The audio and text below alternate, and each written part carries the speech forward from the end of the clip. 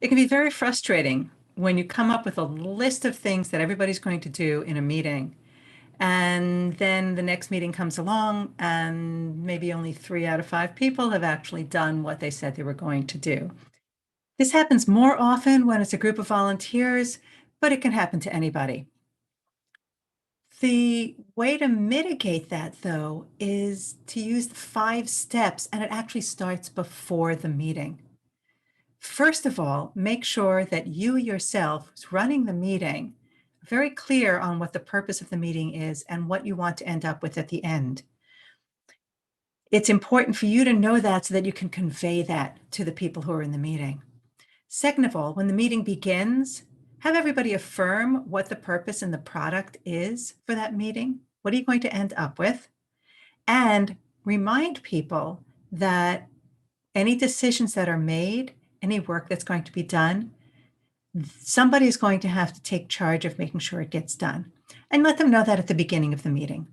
I usually think in terms of telling them that I'm a control freak and this is how I make sure that I can sleep at night because I know somebody has taken responsibility for it. Everybody chuckles, and then we move on. At the end of the meeting, you now have a list of to-dos. Each individual one of those to-dos needs to have a champion.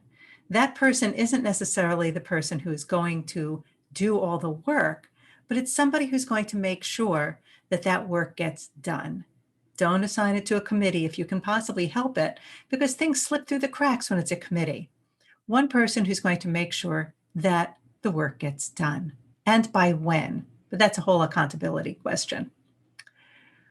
Fourth, and it doesn't end with the end of the meeting. Fourth, immediately after the meeting, follow up with each individual who has accepted some responsibility. Let them know that you've got their back. Ask them if they have everything they need in order to accomplish what they said they would take responsibility for. This does 2 things. One is, as I said, it helps them know that you've got their back. And second of all, it reinforces what they said they were going to do. So that 2 weeks later, when you call them again or contact them again and say, how's it going?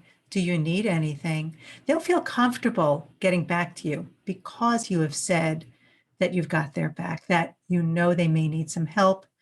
If they need something, they'll reach out to you. So those are the 5 steps to helping to ensure that the decisions that you make in a meeting actually get done, that the work gets done. And that's my tip for today. Know why you're meeting and what you want to end up with. Everybody in the meeting knows that there's going to be some responsibility after the meeting. Every decision that you have made actually has somebody assigned or has accepted responsibility for making sure it gets done. You've followed up with each individual to make sure they know you've got their back and to ask them if they have what they need in order to accomplish it. And then you've followed up again. So good luck, and I will see you next week.